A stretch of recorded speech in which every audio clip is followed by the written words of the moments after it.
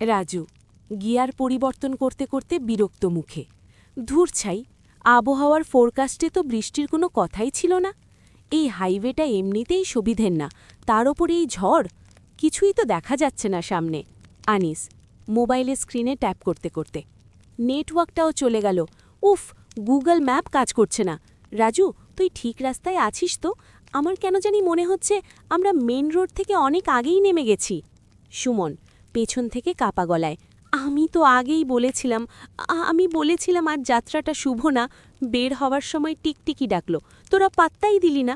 এই ৬৬ নম্বর হাইওয়ের ব্যাপারে মানুষ যা বলে তা কি তোরা জানিস না?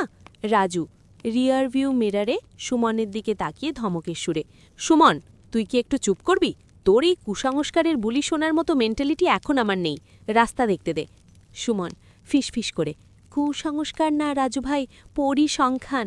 গত ৫ বছরে এই রাস্তায় ৭টা ট্রাক আর ৪টে প্রাইভেট কার গায়েব হয়েছে। অ্যাক্সিডেন্ট না, গায়েব। পুলিশ কোনো হদিশ পায়নি।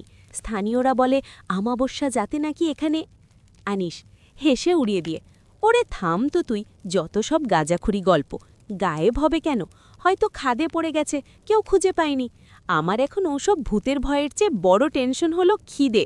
পেটের ভেতর পুরো অর্কেস্ট্রা বাজছে। কোনো ধাবা বা হোটেল কি নেই আশেপাশে? রাজু ধাবা তো দূরের কথা, একটা ল্যাম্প পোস্টও তো দেখছি না। হঠাৎ গাড়ির সামনে দিয়ে কালো মতো কি একটা ছায়া দৌড়ে গেল। রাজু সজ্জরে ব্রেক কষল। টায়ার স্কিড করার কর্কশ শব্দে চারপাশ কেঁপে উঠল।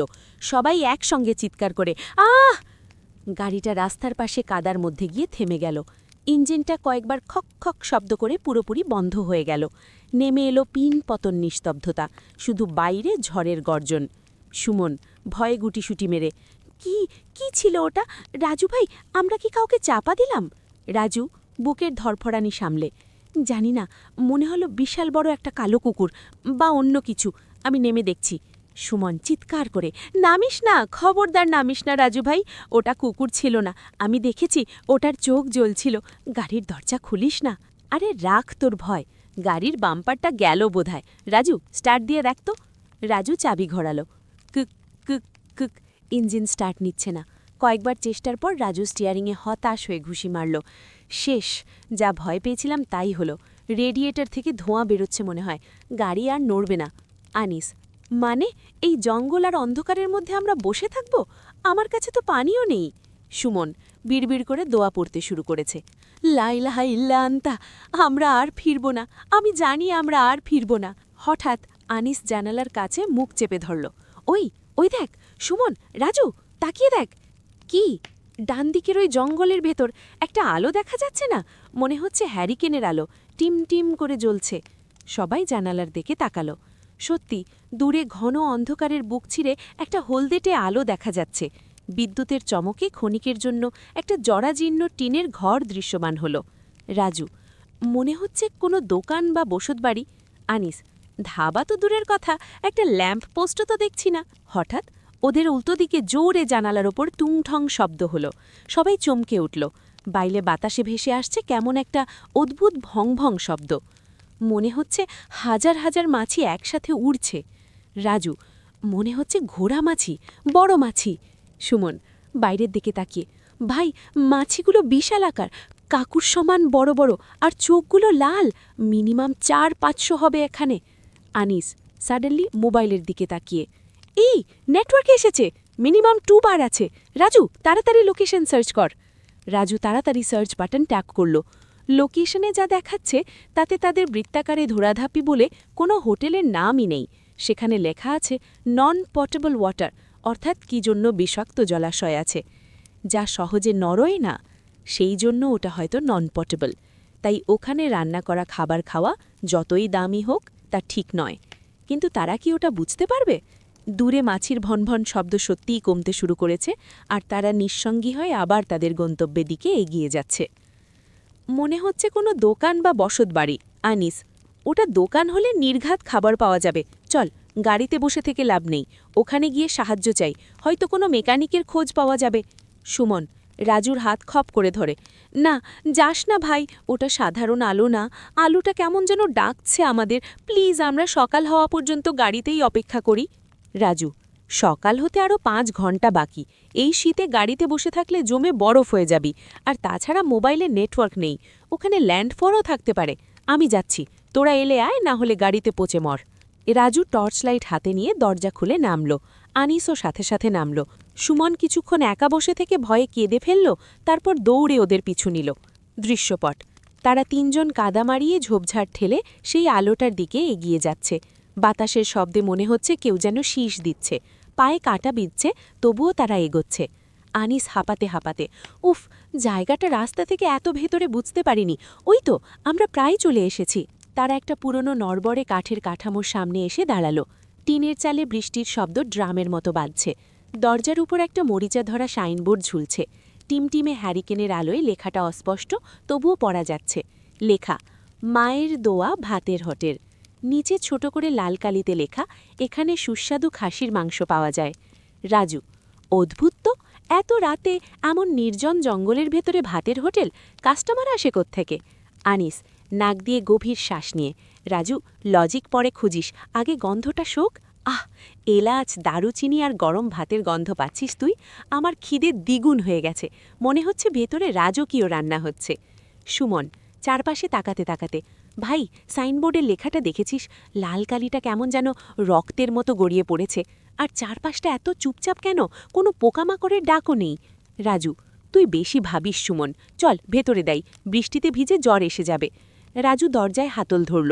অবাক করা ব্যাপার, দরজাটা ভেতর থেকে আটকানো ছিল না। সামান্য ধাক্কা দিতেই ক্যাচ ক্যাচ শব্দ করে দরজাটা খুলে গেল। এক ঝলক উষ্ণ বাতাস আর তীব্র সুগন্ধি মশলার গন্ধ তাদের ঝাপটা দিল। রাজু উল্লস্বরে, হ্যালো, কেউ আছেন? আমরা খুব বিপদে পড়েছি, গাড়ি নষ্ট হয়ে গেছে। ভেতরটা আবঝা অন্ধকার, কয়েকটা কাঠের টেবিল চেয়ার পাতা। এক কোণে একটা কাউন্টার, সেখানে একজন বৃদ্ধ লোক বসে আছে। তার চামড়া ঝুলে পড়েছে, চোখের মনি ঘোলাটে। সে স্থির দৃষ্টিতে ওদের দিকে তাকিয়ে আছে। বৃদ্ধ মালিক খুব নিচু আর যান্ত্রিক স্বরে, এসো বাবারা, এসো, আমি জানতাম তোমরা আসবে। ভাত গরম আছে, বসো। সুমন আনিসের কানে ফিসফিস করে, ভাই, ওনার চোখের পাতা পড়ছে না কেন? আর উনি জানতেন মানে? উনি কি করে জানবেন আমরা আসব? আনিস, আরে রাখ তোর ভয়, গাড়ির বাম্পারটা গেল বোধহয়। আরে, হাইওয়েতে গাড়ি নষ্ট হলে মানুষ তো এসব হোটেলেই আসে, এটা স্বাভাবিক। চল বসি। তারা 3 জন মাঝখানে টেবিলটায় বসল, কিন্তু তারা জানে না যে দরজা দিয়ে তারা ঢুকেছে সেই দরজাটা তাদের অজান্তেই পেছনে নিঃশব্দে বন্ধ হয়ে গেছে। দৃশ্যপট, 3 জন বন্ধু হুড়মুড় করে হোটেলের ভেতরে ঢুকল। রাজু দ্রুত হাতে দরজাটা চাপিয়ে দিল, যাতে বৃষ্টির ছাঁট ভেতরে না আসে। ভেতরে ঢোকার সাথে সাথেই বাইরের প্রলয়ঙ্করী ঝড়ের শব্দটা যেন জাদুমন্ত্রে অর্ধেক হয়ে গেল। নেমে এলো এক অদ্ভুত ভারী নিস্তব্ধতা। রাজু গায়ের ভেজা জ্যাকেটটা ঝাড়তে ঝাড়তে হাঁপাতে লাগল। উফ, কি জঘন্য ওয়েদার, মনে হলো যেন আকাশ ভেঙে পড়েছে। সবাই ঠিক আছিস তো? আনিস চুল থেকে পানি ঝাড়তে ঝাড়তে, ভিজে একেবারে চুপচুপে হয়ে গেছি। কিন্তু রাজু, খেয়াল করেছিস ভেতরে কিন্তু বেশ গরম, বাইরের ওই ঠান্ডা বাতাস এখানে নেই। সুমন দরজার কাছে দাঁড়িয়ে পেছনের দিকে তাকাতে তাকাতে, রাজু ভাই, জায়গাটা আমার একদম ভালো লাগছে না। আমার মনে হচ্ছে বাইরের ঝড়টা এই হোটেলের সীমানার বাইরেই হচ্ছে। এখানে এখানে বাতাসও যেন থমকে আছে। রাজু টর্চটা নিভিয়ে পকেটে রাখল। আমার শুরু করলি, এটা একটা টিনের ঘর, তাই গরম লাগছে। এখন ফালতু কথা বাদ দিয়ে দেখ তো কাউকে পাওয়া যায় কিনা। দৃশ্যপট, ঘরের ভেতরটা আবঝা অন্ধকার। ছাদ থেকে ঝুলছে কালচে হয়ে যাওয়া মাকড়সার জাল, যা বাতাসে দুলছে না, স্থির হয়ে আছে। আসবাবপত্র বলতে কয়েকটা নড়বড়ে কাঠের টেবিল আর প্লাস্টিকের চেয়ার। দেওয়ালগুলো একসময় হয়তো সাদা ছিল, এখন ধোয়ায় কালচে। এক কোণায় একটা কাউন্টার, সেখানে একটা হ্যাজাক বাতি হিস হিস শব্দ করে জ্বলছে। সেই আলোয় দেওয়ালগুলোতে অদ্ভুত সব ছায়া তৈরি হয়েছে। আনিস উচ্চস্বরে, হ্যালো, কেউ আছেন? আমরা খুব বিপদে পড়েছি, একটু সাহায্য দরকার। কোনো উত্তর নেই, শুধু হ্যাজাক বাতির শব্দ। আনিস এগিয়ে গিয়ে কাউন্টারের উপর রাখা একটা পিতলের ঘণ্টা বাজালো। ঢং ঢং শব্দটা ঘরের ভেতর প্রতিধ্বনি তুলল। সুমন রাজুর হাত খামচে ধরে, শব্দ করিস না আনিস ভাই, প্লিজ শব্দ করিস না। আমার মনে হচ্ছে কেউ আমাদের দেখছে, অন্ধকারের ভেতর থেকে কেউ তাকিয়ে আছে। রাজু বিরক্ত হয়ে সুমনের হাত ছাড়িয়ে নিল। আরে এটা হোটেল, এখানে মানুষ থাকবেই। ওই দেখ, কাউন্টারের পেছনে নড়াচড়া হচ্ছে। কাউন্টারের পেছনের অন্ধকার থেকে ধীরে ধীরে একটা অবয়ব উঠে এলো। একজন বৃদ্ধ মানুষ, তার গায়ের চামড়া শুকিয়ে হাড়ের সাথে লেগে আছে, পরনে একটা ময়লা ফতুয়া আর লুঙ্গি, চোখ দুটো ঘোলাটে, মনে হয় ছানি পড়েছে, কিন্তু দৃষ্টিটা তীক্ষ্ণ, যেন অন্ধকারেও তিনি পরিষ্কার দেখতে পান। বৃদ্ধ মালিক খুব নিচু খড়খড়ে গালায়, যেন বহুদিন পর কথা বলছেন। এত রাতে এই তুফানের মধ্যে পথ হারিয়েছ বাবারা? রাজু একটু চমকে গিয়ে তারপর নিজেকে সামলে, হ্যাঁ চাচা, আর বলবেন না, একটু সামলেই আমাদের গাড়িটা ব্রেকডাউন হয়েছে, ইঞ্জিন সিজ করেছে সম্ভবত। আপনার এখানে কি কোনো ল্যান্ডফোন বা মোবাইল চার্জ দেওয়ার ব্যবস্থা আছে? আমাদের নেটওয়ার্ক কাজ করছে না, একটা মেকানিক বা টো ট্রাক ডাকতে হবে। বৃদ্ধ মালিক কোনো উত্তর দিলেন না। তিনি কাউন্টারের নিচ থেকে একটা নোংরা গামছা বের করে খুব ধীর গতিতে টেবিল মুছতে শুরু করলেন। তার নড়াচড়ায় কোনো তাড়াহুড়ো নেই। রাজু গলার স্বর একটু উঁচিয়ে, চাচা, আপনি কি কানে কম শোনেন? আমি ফোনের কথা জিজ্ঞেস করলাম। বৃদ্ধ কেবিল মোছা থামিয়ে রাজুর দিকে তাকালেন। তার ঠোকের কোণে একটা অস্পষ্ট হাসি। ফোন? এই জঙ্গলে ফোনের তার আসে না বাবা। আর মেকানিক? এই রাতে জম ছাড়া আর কেউ আসে না এই রাস্তায়। তোমরা বসো, অনেক দূর থেকে এসেছো, ক্লান্ত লাগছে তোমাদের, চোখগুলো গর্তে ঢুকে গেছে। সুমন ফিসফিস করে আনিসকে, আনিস ভাই, লোকটার কথা শুনেছিস? জম ছাড়া কেউ আসে না মানে কি? চল এখান থেকে যাই, আমরা গাড়িতেই রাত কাটাবো। আনিস পেটে হাত বুলিয়ে, চুপ কর তো সুমন। চাচা, খাওয়ার কি আছে বলুন তো? পেটে আগুন জ্বলছে, ফোন টোন পরে দেখা যাবে, আগে পেট ঠান্ডা করা দরকার। বৃদ্ধ মালিক সুযোগ পেয়ে যেন খুশি হলেন। সব আছে বাবা, গরম ধোয়া ওঠা ভাত, ঘন ডাল আর স্পেশাল ভুনা মাংস, আজকেই জবাই করা, একেবারে তাজা। আনিস জিভ দিয়ে ঠোঁট চেটে, স্পেশাল মাংস? খাসি নাকি? বৃদ্ধ মালিক রহস্যময় স্বরে, মাংস মাংসই, খুব নরম, মুখে দিলেই মিলিয়ে যাবে। তোমরা বসো, আমি নিয়ে আসছি। বৃদ্ধ মালিক ধীর পায়ে পেছনের রান্নাঘরের দিকে এগিয়ে গেলেন। রান্নাঘরের দরজায় কোনো কপাট নেই, শুধু একটা কালচে লাল রঙের পর্দা ঝুলছে। তিনি পর্দার আড়ালে অদৃশ্য হয়ে গেলেন। রাজু চেয়ার টেনে বসতে বসতে, লোকটাকে সুবিধের মনে হচ্ছে না, কিন্তু আনিস ঠিকই বলেছে, না খেয়ে থাকলে শরীর চলবে না, যা আছে খেয়ে নি, তারপর ভোরের আলো ফুটলে দেখা যাবে। সুমন এখনও দাঁড়িয়ে আছে। আমি বসবো না, আমি খাবো না, তোরা খা, আমি দরজার কাছে দাঁড়িয়ে থাকব। সুমন দরজার হাতল ধরে টান দিল, কিন্তু দরজা খুলল না। সুমন, এ কি হলো আবার? দরজা দরজা খুলছে না রাজু ভাই। রাজু উদাসীনভাবে, জোরে কান্দে, পুরনো দরজা জং ধরেছে হয়তো। সুমন দুই হাত দিয়ে গায়ের জোরে টানতে টানতে, না, এটা জং ধরা না, মনে হচ্ছে বাইরে থেকে কেউ আটকে দিয়েছে, অথবা অথবা দরজাটা দেওয়ালের সাথে মিশে গেছে। রাজু এবার উঠে এলো, সে সুমনের হাত সরিয়ে দরজায় ধাক্কা দিল, তারপর লাথি মারল। কিন্তু আশ্চর্য, পাতলা কাঠের দরজাটা একটুও নড়ল না, যেন ওটা সলিড পাথরের তৈরি। রাজু কপালে ঘাম জমতে শুরু করেছে। এটা কি করে সম্ভব? ছিটকিনি তো ভেতর থেকেই খোলা, বাইরে থেকে তো কেউ আটকাতে পারবে না, কারণ বাইরে কোনো ছিটকিনি নেই। আনিস টেবিলে চামচ দিয়ে শব্দ করতে করতে, আরে বাদ দে তো দরজা, কাঠের দরজা পানিতে ফুলে যায়, ওটা পরে দেখা যাবে, তোরা এসে বস, ওই দেখ রান্নাঘর থেকে আওয়াজ আসছে। হঠাৎ রান্নাঘর থেকে একটা অদ্ভুত ছন্দময় শব্দ ভেসে এলো, কপ কপ কপ, যেন কেউ খুব ভারী বটি দিয়ে শক্ত কিছু কোপাচ্ছে। শব্দটা বেশ জোরে এবং প্রতিধ্বনিত হচ্ছে। সুমন আতঙ্কে চোখ বড় বড় করে, তোরা শব্দটা পাচ্ছিস? এত রাতে মাংস কাটছে, রান্না তো করা থাকার কথা। আনিস, হয়তো গরম করার জন্য ছোট পিস করছে। ওরে সুমন, তুই এত নেগেটিভ কেন? দেখ কি সুন্দর গন্ধ আসছে। রান্নাঘরের পর্দা ভেদ করে একটা তীব্র সুগন্ধ ভেসে এলো, এলাচ, দারচিনি, জায়ফল আর গরম তেলের গন্ধ। কিন্তু সুমনের নাকে অন্য একটা গন্ধও আছে।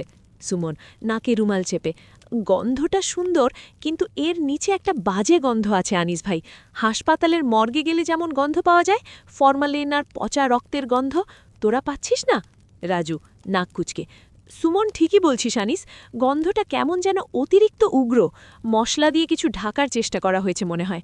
রাজু তার টর্চ লাইটটা আবার জ্বালালো, সে হোটেলের দেওয়ালগুলো ভালো করে দেখতে লাগলো। আবঝা অন্ধকারে দেওয়ালের উঁচুতে কিছু ছবি বাঁধানো আছে। আরে এগুলো কাদের ছবি? দেওয়ালে বাঁধানো বেশ কিছু সাদাকালো এবং রঙিন ছবি, কোনোটা ট্রাক ড্রাইভারের, কোনোটা ট্যুরিস্ট ফ্যামিলির, সবার ছবির নিচে তারিখ লেখা। ছবিগুলো একটু ঝাপসা, কিন্তু চেনা চেনা লাগছে। সুমন একটা ছবির দিকে ইঙ্গিত করে চিৎকার করে উঠল, রাজু ভাই, ওই ছবিটা দেখুন, ৩ নম্বরটা। রাজু, কোনটা? ওই যে নীল শার্ট পরা লোকটা, নিচে তারিখ লেখা 12ই অগস্ট 2023। এটা তো গত মাসের তারিখ। আর এই লোকটাকে আমি চিনি। এটা করিম ড্রাইভার না, আমাদের পাড়ার মোড়ে যা ট্রাক খাদে পড়ে গেছিল? রাজু স্তম্ভিত হয়ে, হ্যাঁ তাই তো, করিম ভাই। ওনার লাশ তো পাওয়া যায়নি, পুলিশ বলেছিল নদীর স্রোতে ভেসে গেছে। ওনার ছবি এখানে কেন, আর ছবির নিচে তারিখ দেওয়া কেন? রাজু টর্চ লাইটটা পাশের ছবিটায় ফেলল। সেখানে একটা হাসি খুশি দম্পতির ছবি, নিচে লেখা 19শে সেপ্টেম্বর 2023। রাজু, 19শে সেপ্টেম্বর মানে পরশুদিন? পরশুদিন এই এলাকায় একটা প্রাইভেট কার মিসিং হয়েছে বলে নিউজ দেখেছিলাম। তার মানে?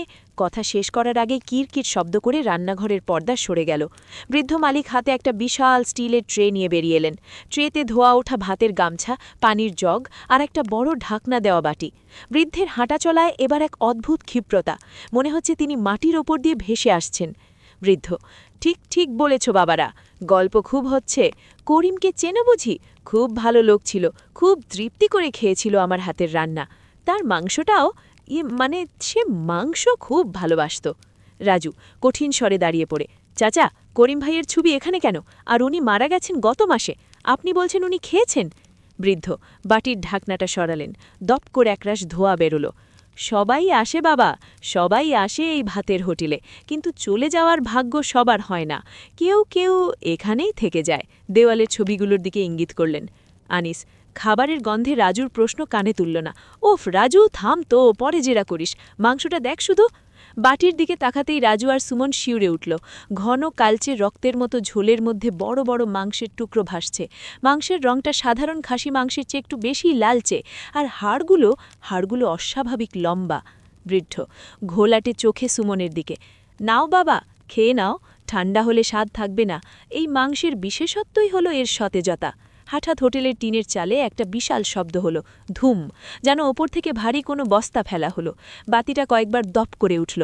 সুমন চিৎকার করে রাজুকে জড়িয়ে ধরে, ছাদে কিছু একটা আছে, আমি হাঁটার শব্দ পাচ্ছি, মানুষের হাঁটার শব্দ পাচ্ছি।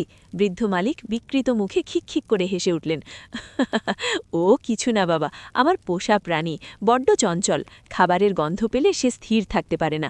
তোমরা সরে করো, সে হয়তো নিচে নেমে আসবে।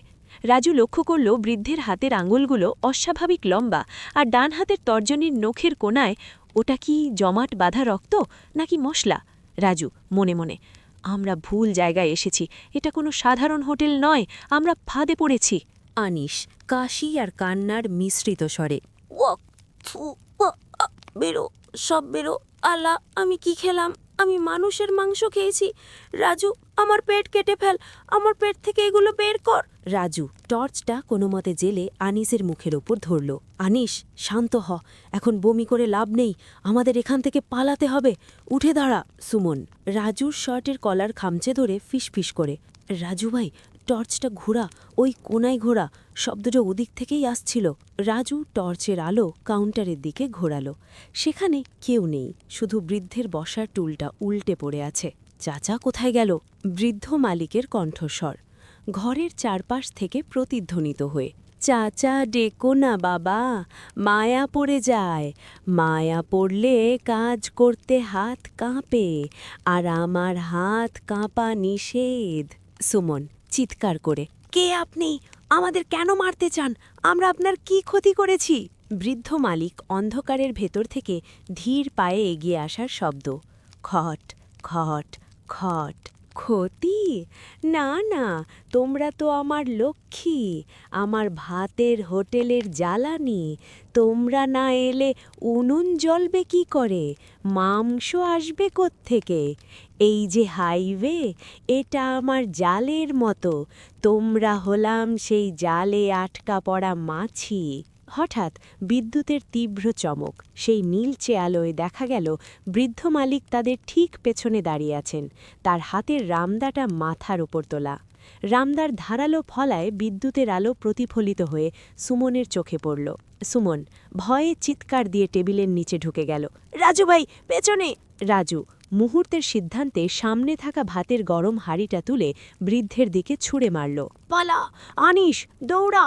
গরম ভাতের হাঁড়িটা বৃদ্ধের গায়ে লাগল না। তিনি অদ্ভুত ক্ষেপ্রতায় সরে গেলেন। হাঁড়িটা দেয়ালে লেগে ঝন ঝন শব্দে ভেঙে গেল। গরম ভাত আর মার সারা মেঝেতে ছড়িয়ে পড়ল।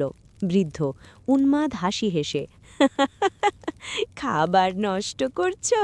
অন্নপূর্ণা রুষ্ট হবেন যে, এর শাস্তি তো পেতেই হবে। তিনি রামদা দিয়ে রাজুর দিকে কোপ দিলেন। রাজু সরে গেল, কোপটা গিয়ে লাগল কাঠের টেবিলে। টেবিলটা দ্বিখণ্ডিত হয়ে গেল। কাঠ চেরার শব্দে আনিসের সম্বিত ফিরে এলো। আনিস দৌড়াতে গিয়ে মেঝেতে ছড়িয়ে থাকা ভাতের মারে পা পিছলে পড়ে গেল। আমার পা! রাজু, আমাকে ধর! রাজু আনিসকে টেনে তুলতে তুলতে, সুমন, সদর দরজার দিকে যা, দেখ খোলা যায় কিনা। সুমন কাঁদতে কাঁদতে, দেখেছি ভাই, ওটা লোহা দিয়ে ঝালাই করা, খুলবে না, আমাদের বের হওয়ার পথ নেই। রাজু চারপাশে তাকিয়ে, জানালাগুলো দেখ। বৃদ্ধ মালিক টেবিলের ওপর থেকে রামদাটা টেনে বের করতে করতে, জানালাগুলোই গ্রিল দেওয়া বাবা, খুব শক্ত গ্রিল, করিম ড্রাইভারও ভাঙতে পারেনি, তোমরাও পারবে না। পালাবে কোথায়? রান্নাঘরে এসো, ওখানেই তোমাদের মুক্তি। রাজু বুঝল ডাইনিং স্পেসে থাকলে তারা এখনই জবাই হবে। একমাত্র খোলা পথ রান্নাঘরের দরজা, যেখান থেকে বৃদ্ধ একটু আগে বেরিয়েছিলেন। হয়তো ওপাশে পেছনের দরজা থাকতে পারে। রান্নাঘর দিয়েই বের হতে হবে। সুমন, আনিসকে ধর, আমার পেছনে আয়। তিনজন মিলে অন্ধকারের মধ্যে দিয়েই রান্নাঘরের দিকে ছুটল। বৃদ্ধ তাদের আটকালেন না। তিনি দাঁড়িয়ে দাঁড়িয়ে হাসছেন, যেন তিনি চান তারা রান্নাঘরেই ঢুকুক। দৃশ্যপট, তারা তিনজন হুমড়ি খেয়ে রান্নাঘরের ভেতরে ঢুকল। রাজু টর্চের আলো রান্নাঘরের ভেতর ঘোরাল। দৃশ্যটা দেখার জন্য তারা কেউ প্রস্তুত ছিল না। সুমন বমি চেপে রেখে টর্চের আলোয় দৃশ্যটা দেখে পাথর হয়ে গেল। ইয়াল্লা, এটা কি? রাজু টর্চের আলোয় একটা হুকের উপর স্থির করল। ওটা কি? একটা হুকে ঝুলছে মানুষের আস্ত একটা পা, চামড়া ছাড়ানো, কিন্তু পায়ের পাতাটা এখনও অক্ষত। পাশে টেবিলে স্তূপ করে রাখা জামাকাপড়, জিন্সের প্যান্ট, টি শার্ট, শাড়ি, এমনকি ছোট বাচ্চার জুতো। আনিস জামাকাপড়ে স্তূপের দিকে তাকিয়ে বিলাপ করে উঠল। ওই নীল শার্টটা, ওটা তো সেই ছবির লোকটার, করিম ড্রাইভারের শার্ট। সুমন দেওয়ালের দিকে তাকিয়ে, রাজুভাই, দেয়ালের দিকে দেখ, বড় বড় বয়ম সাজানো আছে, তাক ভরা কাঁচের বয়াম, সেগুলোর ভেতরে ফরমালিনে ডোবানো মানুষের চোখ, হৃৎপিণ্ড এবং কাটা আঙুল। একটা বয়ামের গায়ে লেবেল লাগানো, স্পেশাল আচার। রাজু বুকের ভেতরটা মোচড় দিয়ে উঠল। আমরা নরখাদ্যকের ডেরায় ঢুকেছি।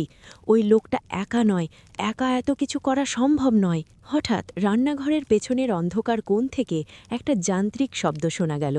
ঘর ঘর ঘর ঘর, মনে হচ্ছে একটা বিশাল ডিপ ফ্রিজ চলছে। অচেনা কণ্ঠস্বর ফ্রিজের পাশ থেকে, খুব চিকন আর মেলি গলায়। বাবা, নতুন অতিথি এসেছে, মশলা কি তৈরি করব? রাজু টর্চটা সেদিকে ঘোরালো। ফ্রিজের পাশে এক বৃদ্ধা বসে আছে। তার চুল ধবধবে সাদা, কিন্তু পরনে একটা রক্তমাখা শাড়ি। বৃদ্ধা একটা শিল পাটায় কিছু একটা বাড়ছে। রাজু আলো ফেললেই দেখা গেল তিনি মানুষের অন্ত্র বা ইন্টেস্টাইন বা নাড়ি ভুড়ি বাড়ছেন। বৃদ্ধা আলোয় চোখ কুচকে দাঁত নেতর মুখে হেসে, ও মা, এরা তো দেখি খুব কচি, মাংসটা খুব মিষ্টি হবে গো কর্তা। সুমন চিৎকার করে, রাজু ভাই, পেছনের দরজা, ওই তো পেছনের দরজা। রান্নাঘরের শেষ প্রান্তে একটি ছোট কাঠের দরজা দেখা যাচ্ছে, কিন্তু দরজার সামনেই দাঁড়িয়ে আছে সেই বৃদ্ধা, হাতে শিল পাটার ভারী নড়া। রাজু, আমাদের হাতে কোনো অস্ত্র নেই, কিন্তু আমাদের বাঁচতেই হবে। আনিস, তুই ওই বড় ডেকচিটা নে। সুমন, তুই হাতের কাছে যা পাস ছুঁড়ে মারবি, আমরা একসঙ্গে আক্রমণ করব। ঠিক তখনই রান্নাঘরের প্রবেশদ্বারে দাঁড়িয়ে এলেন সেই বৃদ্ধ মালিক। তার রামদা দিয়ে দরজার চৌখাটে শব্দ করলেন, ঠং। বৃদ্ধ হাসতে হাসতে, রান্নাঘরটা পছন্দ হয়েছে তো বাবারা? আমার স্ত্রী খুব ভালো রাঁধুনি, আজ তোমাদের দিয়েই ও নতুন রেসিপি বানাবে। দুই দিকে বিপদ, সামনে বৃদ্ধা আর পেছনে রামদা হাতে বৃদ্ধ মালিক। তারা এখন খাঁচবন্দি ইঁদুর।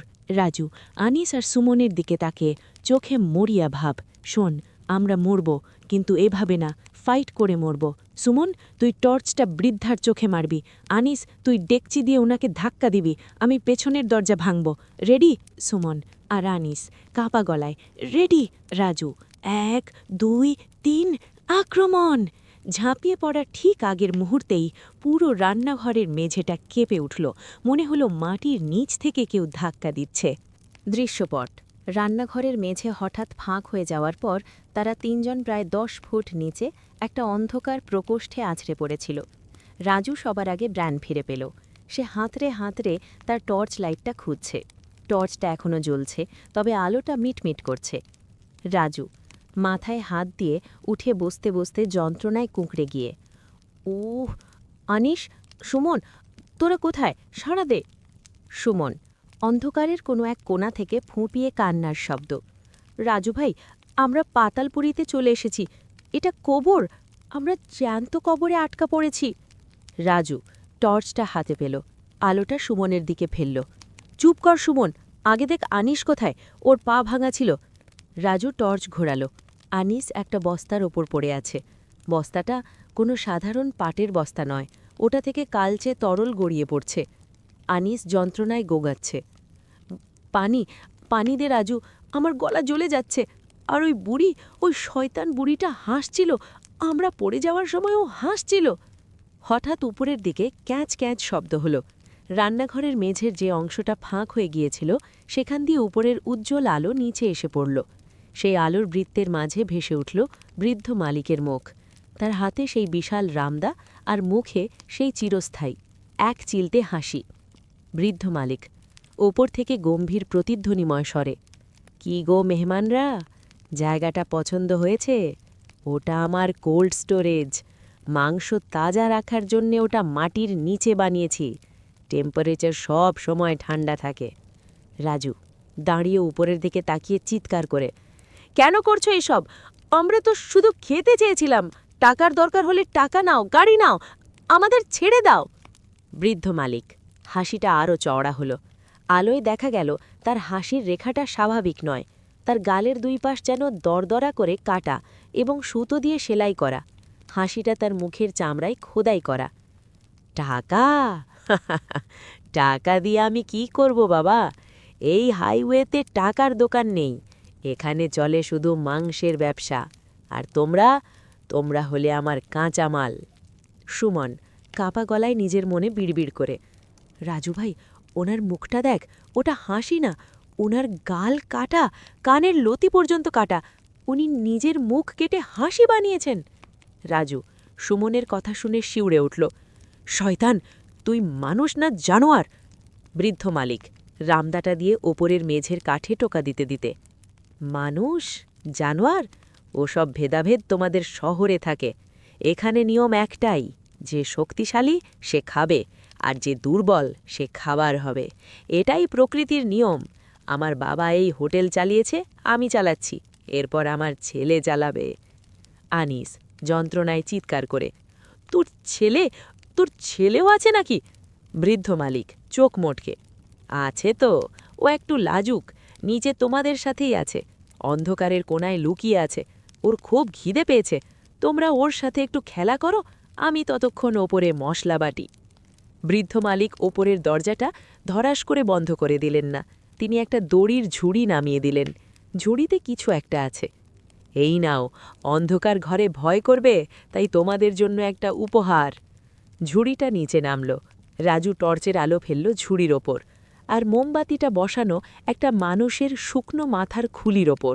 খুলিটার কপালে সিঁদুর দিয়ে তিলক আঁকা। সুমন চিৎকার করে পিছিয়ে গেল, সরাও ওটা, সরাও।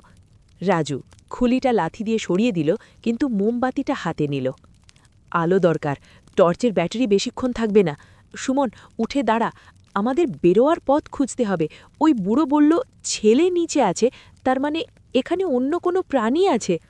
তিনজন জড়সড় হয়ে দাঁড়ালো। ঘরটা বেশ বড়। এটা আসলে হোটেলের মেঝের নিচে একটা গুদাম ঘর। চারদিকে সারি সারি তাকে বড় বড় মাটির কলসি। বাতাসটা পচা মাংসে ভারী। আনিস রাজুর কাঁধে ভর দিয়ে, রাজু, ওই কোনায় দেখ, ওটা কি? ঘরের এক কোনায় যেখানে আলো পৌঁছচ্ছে না, সেখান থেকে একটা ঘর ঘর শব্দ আসছে। অনেকটা কুকুর রাগান্বিত হলে যেমন শব্দ করে, কিন্তু এটা আরও গভীর। মনে হচ্ছে কোনো বুনো জানোয়ার শ্বাস নিচ্ছে। রাজু টর্চটা সেদিকে তাক করল। কে ওখানে? আলোর বৃত্তে ধরা পড়ল এক বিভৎস অবয়ব।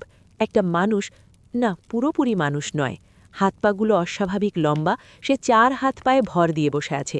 গায়ের চামড়া দগ্ধ, জায়গায় জায়গায় লোম। আর তার দাঁতের ফাঁকে আটকে আছে কাঁচা মাংস। সুমন শ্বাসরুদ্ধ হয়ে, ওটাই কি ওই বুড়োর ছেলে? রাজু ভয়ে পা পিছিয়ে আসছে। এটা মানুষ না, এটা কোনো মিউটেশন, অথবা দীর্ঘদিন মানুষের মাংস খেয়ে ও বিকৃত হয়ে গেছে। প্রাণীটা চিল আলো দেখে হিস হিস করে উঠল। তার চোখ দুটো অন্ধকারে জ্বলছে। সে ধীরে ধীরে এগোতে শুরু করল। রাজু, আমাদের হাতে অস্ত্র চাই। সুমন, ডানে টাকা, ওই তাকে কাস্তি বা ছুরি জাতীয় কিছু আছে কিনা দেখ। সুমন দ্রুত তাকে হাতড়াতে লাগল। কিছু নেই রাজু ভাই, শুধু হাড়, সব হাড়। প্রাণীটা হঠাৎ লাফ দিল। তার লক্ষ্য আনিস, কারণ আনিস আহত এবং সহজ শিকার। রাজু, আনিস, সরে যা! রাজু হাতে জ্বলন্ত মোমবাতিটা প্রাণীটার মুখের দিকে ছুঁড়ে মারল। আগুন প্রাণীটার দগ্ধ চামড়ায় লাগতেই সে বিকট চিৎকার করে পিছিয়ে গেল। মনে হয় আগুনই তার ভয়। রাজু, আগুন, ও আগুন ভয় পায়। সুমন, তোর কাছে লাইটার আছে না? সিগারেট ধরালি যে? সুমন পকেট হাতড়ে, আছে আছে ভাই, কিন্তু জ্বালাবো কি? এখানে তো সব ভেজা। রাজু নিজের গায়ের জ্যাকেটটা খুলে ফেলল। আমার জ্যাকেটটা সিনথেটিক, ওটাই আগুন ধরিয়ে দে, তাড়াতাড়ি। সুমন কাপা হাতে লাইটার জেলে জ্যাকেটে ধরল। দাউ দাউ করে আগুন জ্বলে উঠল। রাজু সেই জ্বলন্ত জ্যাকেটটা মশাল হিসেবে হাতে তুলে নিল। রাজু চিৎকার করে, আয়, কাছে আয়, শয়তানের বাচ্চা, আজ তোকে পুড়িয়ে মারব। প্রাণীটা আগুনের ভয়ে পিছিয়ে গেল, কিন্তু ও গুহা থেকে বেরোয়ার দরজার সামনে দাঁড়িয়ে আছে। ও পথ আটকে রেখেছে। আনিস, রাজু, ওটা দরজার সামনে, আমরা বেরোবো কি করে? রাজু, আমাদের যুদ্ধ করতে হবে। আনিস, তুই ওই মাটির কলসিগুলো ভাঙা টুকরোগুলো ছুঁড়ে মার ওর দিকে। সুমন, তুই আমার পেছনে থাক, আমি আগুন নিয়ে এগোবো। ঠিক তখনই ওপরের ট্র্যাপডোরটা আবার খুলে গেল। বৃদ্ধ মালিক মুখ বাড়িয়ে দিলেন। তার মুখে সেই স্থির হাসি, কিন্তু চোখে কৌতুক। ও মা, তোমরা দেখছি আমার খোকাকে ভয় দেখাচ্ছ? আগুন নিয়ে খেলা ভালো না বাবারা, হাত পুড়ে যাবে যে। দাঁড়াও, আগুনটা নিভিয়ে দিই। বৃদ্ধ মালিক ওপর থেকে একটা বড় বালতি উপর করে দিলেন। বালতি ভর্তি ছিল ফ্যান বা ভাতের মাড়, ফুটন্ত ভাতের মাড়। রাজু, ওপরের দিকে তাকিয়ে সবাই সর। গরম মাড় বৃষ্টির মতো নিচে পড়ল। রাজু আর সুমন সরে যেতে পারল, কিন্তু আনিসের পিঠে কিছুটা পড়ল। আমার চামড়া জ্বলে গেল। গরম মাড়ের কিছু অংশ প্রাণীটার গায়েও পড়ল। সে যন্ত্রণায় পাগল হয়ে এদিক ওদিক দৌড়াতে লাগল। এটাই সুযোগ, প্রাণীটা দরজার সামনে থেকে সরে গেছে। এটাই সুযোগ, দৌড়া, ওই দরজা দিয়েই দৌড়া। রাজু আনিসকে পাঁজাকোলা করে ধরল। সুমন আগে আগে দৌড়াল। তারা প্রাণীটাকে পাশ কাটিয়ে অন্ধকার সুড়ঙ্গের মতো দরজাটার দিকে ছুটল। বৃদ্ধ মালিক ওপর থেকে রাগান্বিত স্বরে, পালাচ্ছ? পালাবে কোথায়? আমার হোটেলের চেক আউট কাউন্টার নেই। খোকা, ধর ওদের, ধর। প্রাণীটা আগুনের ভয় কাটিয়ে আবার তাদের পিছু নিল। সুড়ঙ্গের অন্ধকার পথে শুরু হলো এক অসম ধাওয়া। রাজু হাঁপাতে হাঁপাতে ফুসফুস যেন ফেটে যাচ্ছে। সুমন, আর কত দূর? টর্চের আলোয় কিছু দেখতে পাচ্ছিস? সুড়ঙ্গটা কি কোথাও শেষ হয়েছে? সুমন সামনে তাকাতে তাকাতে গলার স্বর কান্নার মতো। না রাজু ভাই, এটা তো গোলক ধাঁধা। মনে হচ্ছে আমরা একই জায়গায় ঘুরছি। আর আর পায়ের নিচে এগুলো কি? সুমন টর্চের আলোটা নিচের দিকে ধরল। কাদার মধ্যে গেঁথে আছে হাজার হাজার হাড়, ছোট বড় ভাঙা সব ধরনের হাড়। তারা আসলে হাড়ের কার্পেটের উপর দিয়ে দৌড়াচ্ছে। নিচের দিকে তাকাস না, শুধু দৌড়া। আনিসের ওজন আমি আর নিতে পারছি না। আনিস হঠাৎ রাজুর কাঁধ খামচে ধরে অদ্ভুত নেশাগ্রস্ত গলায়, রাজু, আমাকে নামিয়ে দে, আমি আর যাব না। চুপ কর, এখন সেন্টিমেন্টাল ডায়লগ দিবি না। তোকে রেখেই যাব যদি বেশি কথা বলিস। না রে, ভয় পাচ্ছি না। আমার আবার খিদে পেয়েছে। পেটের ভেতরটা কেমন মোচড় দিচ্ছে। ওই মিষ্টি মাংসটা আমার চাই। সুমন থমকে দাগিয়ে পেছনে তাকিয়ে, রাজু ভাই, আনিস ভাই কি বলছে এসব? আমরা জীবন নিয়ে পালাচ্ছি আর উনি খাওয়ার কথা ভাবছেন। আনিসকে দেওয়ালের সাথে ঠেস দিয়ে দাঁড় করিয়ে, আনিস, তোর কি মাথা খারাপ হয়ে গেছে? আমরা মানুষের মাংস খেয়েছি, ওটা বিষ। তোর শরীরে বিষক্রিয়া হচ্ছে। বমি কর, চেষ্টা কর বমি করার। আনিস ঘোলাটে চোখে রাজুর দিকে তাকিয়ে জিভ দিয়ে ঠোঁট চাটতে চাটতে, বিষ না রাজু, ওটা অমৃত। আমার শরীরে শক্তি বাড়ছে। আমি অন্ধকারেও দেখতে পাচ্ছি। ওই দেখ, খোকা আসছে। আনিসের কথা শেষ হতে না হতেই পেছনের অন্ধকারের বুক চিরে দুটো জলজলে চোখ দেখা গেল। প্রাণীটা, খোকা, সুড়ঙ্গের ছাদ বেয়ে টিকটিকির মতো উল্টো হয়ে দ্রুত এগিয়ে আসছে। তার মুখ দিয়ে লালা ঝরছে। সুমন চিৎকার করে, ওটা ছাদ দিয়ে আসছে, পালাও। রাজু, সামনে ডানে একটা বাঁক আছে, ওদিকে চল। তিনজন মরিয়া হয়ে ডানের সরু গলিটায় ঢুকে পড়ল। জায়গাটা এতই সরু যে রাজু আর আনিসকে পাশাপাশি চলতে কষ্ট হচ্ছে। দৃশ্যপট, সরু গলিটা একটা ছোট ঘরে এসে শেষ হয়েছে। ঘরটা আবর্জনায় পূর্ণ। এক কোণায় একটা মরিচা ধরা লোহার দরজা। রাজু আনিসকে মাটিতে শুইয়ে দিয়ে দরজায় ধাক্কা দিতে লাগল। জ্যাম, দরজাটা জ্যাম হয়ে আছে। সুমন, আমার সাথে ধাক্কা দে। সুমন দরজায় ধাক্কা দিতে দিতে, খুলছে না ভাই, ওপাশ থেকে আটকানো মনে হচ্ছে। বাইরে, মানে যে গলি দিয়ে তারা এসেছে, সেখানে ভারী শ্বাসের শব্দ শোনা যাচ্ছে। হেস হেস হেস। খোকা তাদের গন্ধ পেয়ে গেছে। সে ধীরে ধীরে এগোচ্ছে, শিকারকে ভয় দেখিয়ে মারার আনন্দ নিচ্ছে। আনিস মাটিতে শুয়ে শুয়ে হঠাৎ হেসে উঠল। ও আসছে, আমার ভাই আসছে। রাজু আনিসের কলার ধরে ঝাঁকুনি দিয়ে, চুপ কর শয়তান। সুমন, টর্চটা অফ কর, আলো দেখলেও লাফ দেবে, অন্ধকারে আমরা সুবিধে পাবো। ও যখনই ঢুকবে আমি মাথায় বাড়ি মারব। সুমন কাঁপতে কাঁপতে টর্চ নিভিয়ে দিল। নেমে এলো কবরখানার অন্ধকার, শুধু তাদের তিনজনের হৃদস্পন্দন আর বাইরের প্রাণীটার নখের আঁচড়ের শব্দ। খস খস খস। সময় 2:50। অন্ধকারে 1 সেকেন্ড যেন 1 ঘণ্টার সমান। হঠাৎ দরজার ফাঁক দিয়ে একটা পচা গন্ধ ভেসে এলো। খোকা দরজার ঠিক ওপাশে। খোকা, সেই প্রাণীটা, মানুষের মতো কিন্তু ভাঙা গলায়, লুকিয়ে লাভ নেই, বাবা বলেছে তোমরা আমার খেলনা। কথাটা শুনে সুমন ভয়ে নিজের মুখ চেপে ধরল যাতে চিৎকার বেরিয়ে না আসে। প্রাণীটা কথা বলতে পারে? এটা কোনো সাধারণ জানোয়ার নয়, এটা একসময় মানুষ ছিল। রেডি থাক সুমন। হঠাৎ প্রাণীটা তীব্র গতিতে ভেতরে ঢুকল। অন্ধকারে তার চোখের আভা দেখা যাচ্ছে। রাজু অন্ধের মতো লোহার রডটা ঘোরালো। ধুম! রডটা প্রাণীটার কাঁধে লাগল। প্রাণীটা যন্ত্রণায় কোকিয়ে উঠল, কিন্তু পড়ে গেল না। উল্টে সে এক থাপায় রাজুকে ছিটকে ফেলে দিল। রাজু দেওয়ালে ধাক্কা খেয়ে, আহ! প্রাণীটা এবার সুমনের দিকে এগোলো। সুমন ভয়ে পিছিয়ে যেতে যেতে দেওয়ালে পিঠ ঠেকিয়ে ফেলল। আল্লাহ, আমাকে বাঁচান, রাজু ভাই! ঠিক যখন প্রাণীটা সুমনের ওপর ঝাঁপিয়ে পড়বে, তখন এক অবিশ্বাস্য ঘটনা ঘটল। আনিস, যার নড়াচড়ার শক্তি ছিল না, সে হঠাৎ বাঘের মতো লাফিয়ে উঠল। সে গিয়ে প্রাণীটার গলা জড়িয়ে ধরল পেছন থেকে। আনিস উন্মত্তের মতো, তুই আমার খাওয়ার, আমার মাংস চাই। আনিস প্রাণীটার গলায় কামড় বসিয়ে দিল। মানুষের মাংস খাওয়ার প্রতিক্রিয়া হিসাবে আনিসও নিজে হিতাহিত জ্ঞানশূন্য। সে প্রাণীটার ঘাড়ের মাংস ছিঁড়ে ফেলার চেষ্টা করছে। খোকা হতবম্ব হয়ে যন্ত্রণায় ছটপট করতে করতে, ছাড়, ছাড় আমাকে, বাবা, বাবা গো! এই সুযোগ, 2 দানবের লড়াইয়ের সুযোগে রাজু উঠে দাঁড়াল। সে সুমনের হাত ধরল। সুমন, দরজাটা, রড দিয়ে দরজার লকটা ভাঙ, আনিস ওকে ব্যস্ত রেখেছে। সুমন প্রাণপণে শক্তিতে লোহার পাইপ দিয়ে দরজার লকে বাড়ি মারল। 1, 2, 3, খটাস! জং ধরা তালাটা ভেঙে গেল। আনিস, চলে আয়, দরজা খুলেছে। কিন্তু আনিস শুনছে না। সে প্রাণীটার সাথে মাটিতে গড়াগড়ি খাচ্ছে। প্রাণীটা তার নখ দিয়ে আনিসের বুক চিরে দিচ্ছে, কিন্তু আনিস কামড় ছাড়ছে না। আনিস রক্তমাখা মুখে রাজুর দিকে তাকিয়ে শেষবারের মতো মানুষের গলায়, রাজু, পালা, আমি আর মানুষ নেই রে, আমার শরীরে বিষ, আমি ওকে নিয়ে মরব, যা পালা এখান থেকে। রাজু কান্নায় ভেঙে পড়ে, না আনিস, তোকে ছাড়া যাব না। আনিস চিৎকার করে, যা বলছে, তোর পরিবারের কসম, যা। প্রাণীটা আনিসকে আছাড় মারল। আনিসের মাথাটা দেওয়ালে লেগে ফেটে গেল, কিন্তু সে তবুও প্রাণীটার পা জড়িয়ে ধরে রইল। সুমন রাজুকে টেনে হিঁচড়ে দরজার দিকে নিয়ে যেতে যেতে, রাজু ভাই, আনিস ভাই আমাদের বাঁচাতে চাইছে, ওনার স্যাক্রিফাইস বিফলে যেতে দিস না, চল। রাজু এক বুক হাহাকার নিয়ে সুমনের সাথে দরজা দিয়ে বেরিয়ে গেল। পেছনে অন্ধকারে আনিসের শীষ আর্তনাদ আর হাড় চিবোনো শব্দ মিলিয়ে গেল। দৃশ্যপট, দরজা পার হওয়ার পর তার একটা সিঁড়ি দেখতে পেল।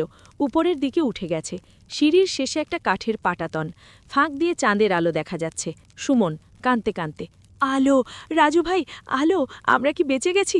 তারা দুজন হামাগুড়ি দিয়ে সিঁড়ি বেয়ে উপরে উঠল। কাঠের পাটাতনটা ধাক্কা দিতে সেটা খুলে গেল। তারা হুড়মুড় করে উপরে উঠে এলো। স্থান, হোটেলের ঠিক পেছনের জঙ্গল। সময় রাত 3টে, বৃষ্টি থেমে গেছে। তারা দুজন ঘাসের ওপর শুয়ে হাঁপাতে লাগল। বাতাসটা এখানে তাজা, কিন্তু তাদের বিশ্রাম বেশিক্ষণ স্থায়ী হল না। রাজু উঠে বসে জঙ্গলের দিকে তাকিয়ে, আমরা হোটেলের পেছনে, আমাদের গাড়িটা মেন রোডে, আমাদের দৌড়ে গাড়ির কাছে যেতে হবে।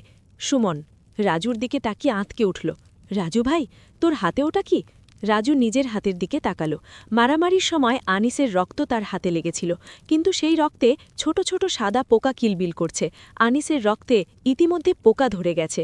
রাজু আতঙ্কে হাত ঝাড়তে ঝাড়তে। কি মেশানো ছিল এই খাবারে? আনিস তো জ্যান্ত পচে যাচ্ছিল। হঠাৎ হোটেলের ভেতর থেকে একটা মাইকের শব্দ ভেসে এলো। সেই বৃদ্ধ মালিকের গলা। মাইকে ঘোষণা, প্রিয় ব্রাস্টামাররা, আমার খোকাকে মারার জন্য ধন্যবাদ। ও বড্ড বুড়ো হয়ে গিয়েছিল, মাংসটা শক্ত হয়ে যাচ্ছিল। নতুন খোকা দরকার ছিল আমার। আনিস বাবা, তুমি হবে আমার নতুন খোকা। আর বাকি দুজন, তোমরা কত দূর পালাবে? জঙ্গলটা যে কাঁটাতারের ঘেরা। রাজু আর সুমন চারপাশ দেখালো। সত্যি জঙ্গলের সীমানায় উঁচু কাঁটাতারের বেড়া, আর সেই বেড়ার ওপাশে মেন রোডে তাদের গাড়ির কাছে অনেকগুলো ছায়া দাঁড়িয়ে আছে। তাদের হাতে মশাল। গ্রামের লোক নাকি বৃদ্ধের পোষা আরও মানুষ? রাজু সুমনের কাঁধে হাত রেখে, চোখে প্রতিহিংসার আগুনে। পালাবো না সুমন, আর পালাবো না। এই হোটেল আজ আমি জ্বালিয়ে দেব, আনিসের জন্য। ওই গাড়ির ডিকিতে একটা পেট্রোলের জেরিক্যান আছে, ওটা আনতে হবে। সুমন চোখ মুছে শক্ত হয়ে দাঁড়িয়ে। চল ভাই, আজ মরব নয় মারব। জেনারেটর রুমের তালা ভাঙার পর রাজু এবং সুমন ভেতরে।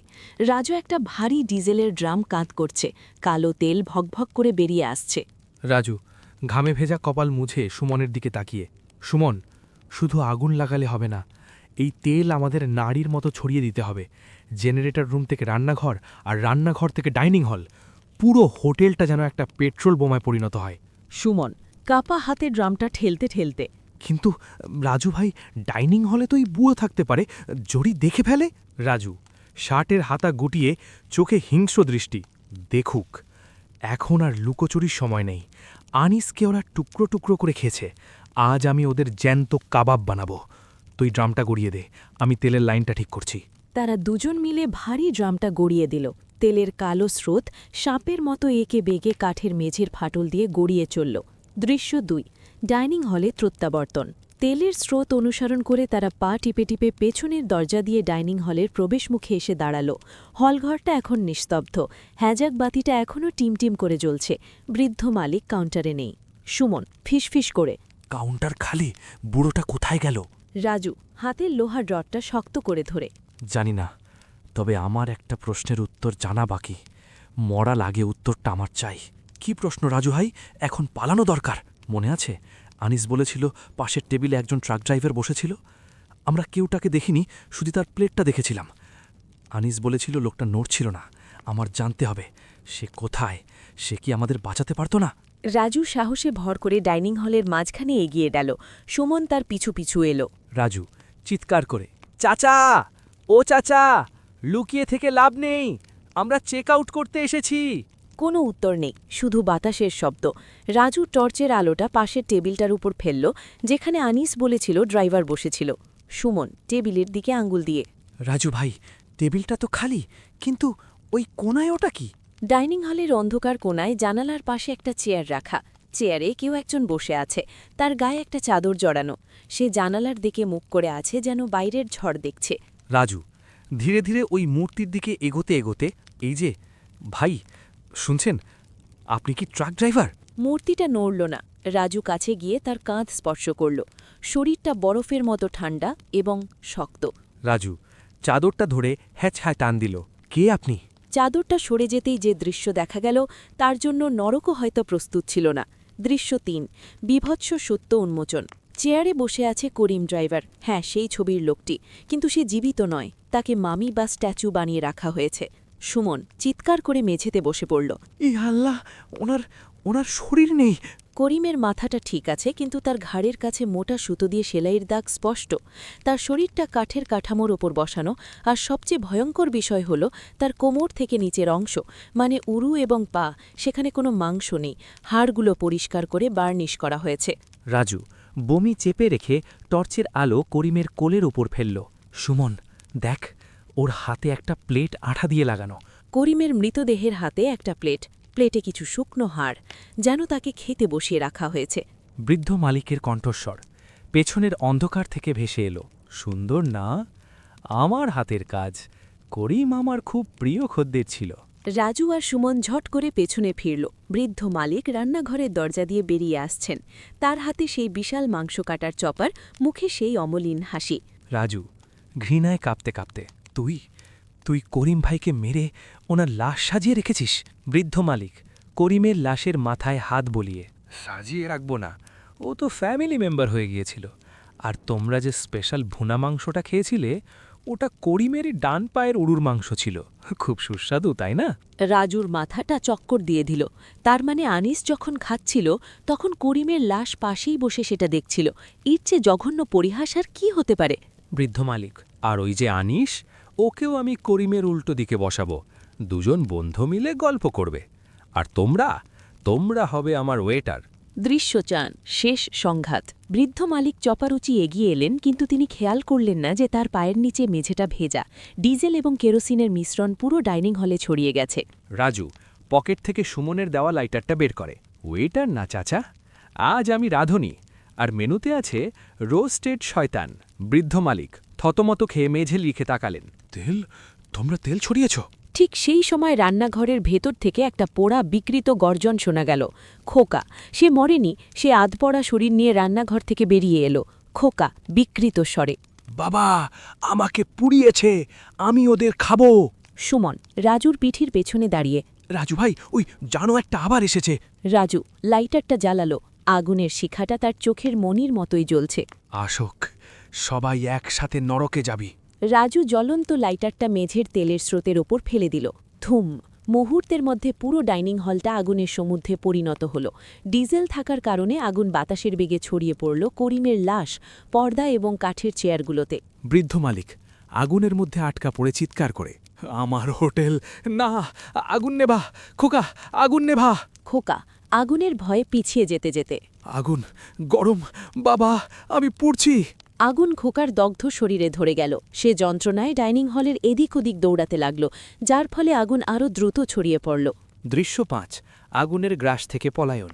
রাজু আর সুমন পেছনের দরজা দিয়ে বেরোনোর চেষ্টা করল, কিন্তু আগুনের তাপ এত বেশি যে সেদিকে যাওয়া অসম্ভব। একমাত্র পথ সামনের প্রধান দরজা, যেটা তালাবদ্ধ ছিল। রাজু কাশতে কাশতে, সুমন, সামনের দরজা, ওই বড় টেবিলটা দিয়ে দরজা ভাঙতে হবে। সুমন দম বন্ধ হয়ে আসছে।